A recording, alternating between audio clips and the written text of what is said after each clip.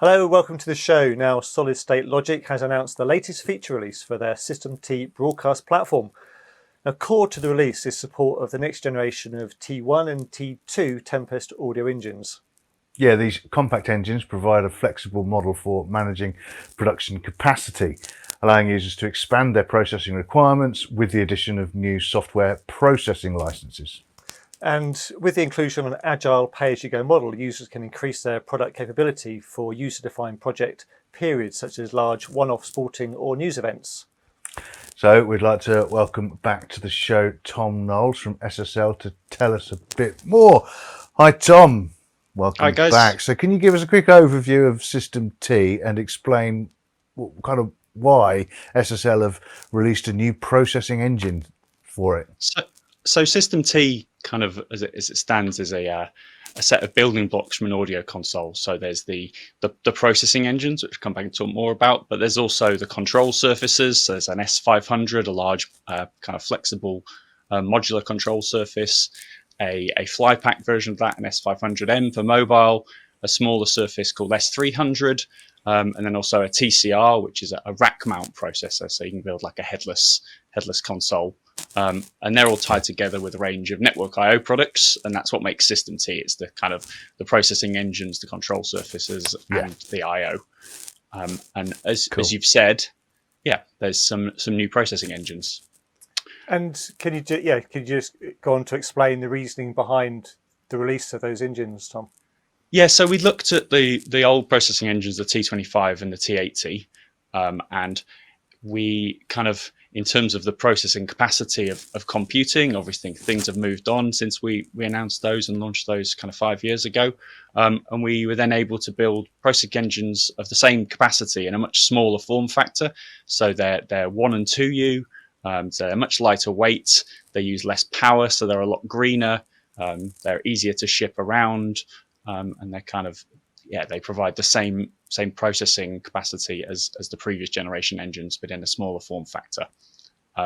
In doing that, we've also introduced, as you said, a licensing model to have a flexible range of processing packs that can be upgraded or even rented for a pay-as-you-go type model. Okay, so can you give us any more information on what constitute this processing pack, and I guess go into maybe a little bit more detail about how the licensing structure works? Yeah, a processing pack is essentially the total number of mono-equivalent paths that the processing engine can use. So you can see that the largest processing pack is pack 5, and that's 800 paths.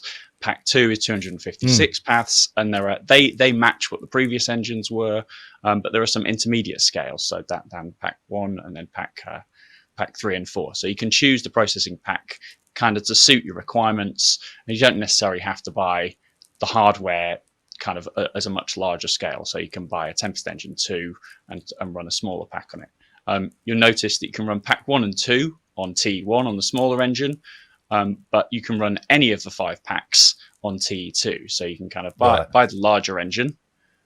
You could run a lower capacity pack, say pack 1 or pack 2, say 256 paths, and then there's the opportunity to very easily upgrade. So update that license and just get a new software license, and that could be up to 600 paths or 800 paths as a perpetual thing. Or alternatively, what we're doing is you can rent that license. So you might have a kind of a show where you need more processing, and you could rent a license for 2 or 3 weeks to cover that event.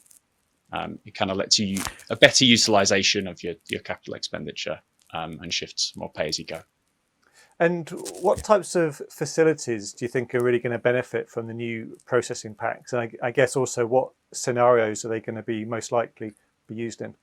Yeah, I mean, a lot of different people have talked to us about this, and there's been quite a big move just in the broadcast market in general to this kind of pay-as-you-go type model. I think there's a lot of interest from commercial broadcasters where they can kind of shift where they're spending the money, obviously shift from capex to opex.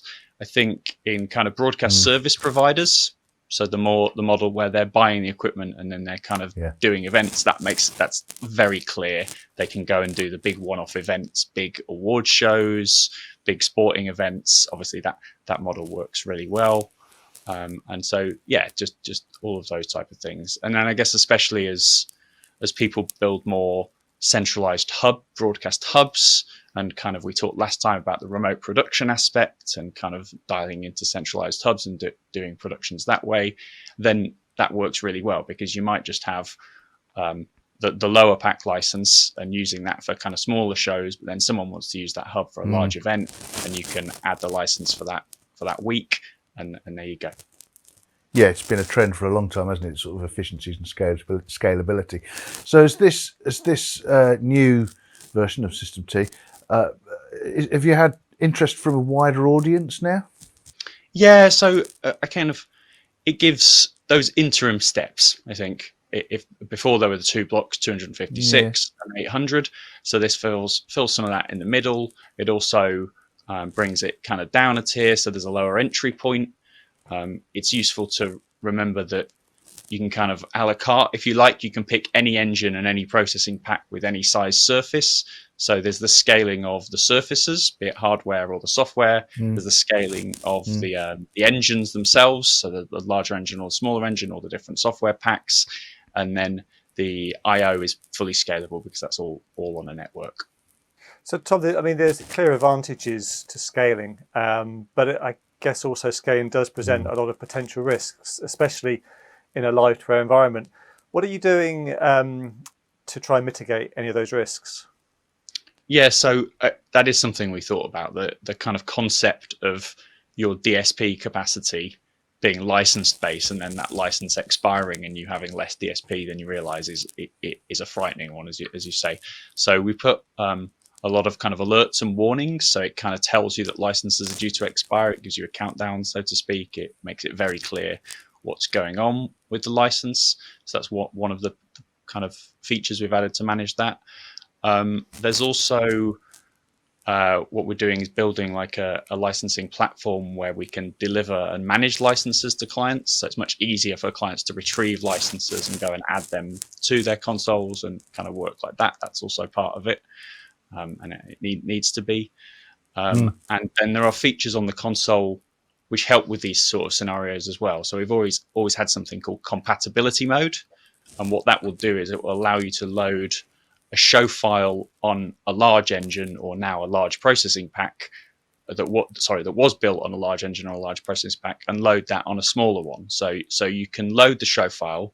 The show file is completely intact. You don't have any panic of, I need to rebuild my show file from scratch. But you can choose the channels and the buses and the effects rack modules that are not being used on that lower capacity engine. So it means you're never left with a show file that can't be used on the hardware you have. Whatever surface or whatever engine you have, the show file will always work, and you can pick and choose which bits are not being used. And are we delivering now? Is this all available, or is this coming soon? The engines start shipping in August. So very soon, really. So essentially, yeah, cool. It's coming very soon. Yeah. And tied with that is a V3.1 software release, and that includes some other features as well. But the engines is what I want to talk to you about today. Brilliant. Cool. Thank you very much, Tom. It's always good to catch up. And of course, to find out more, just go to solidstatelogic.com. Thanks to Tom, and also thanks to Mediaproxy for their support of KitPlus TV, and we'll see you next time.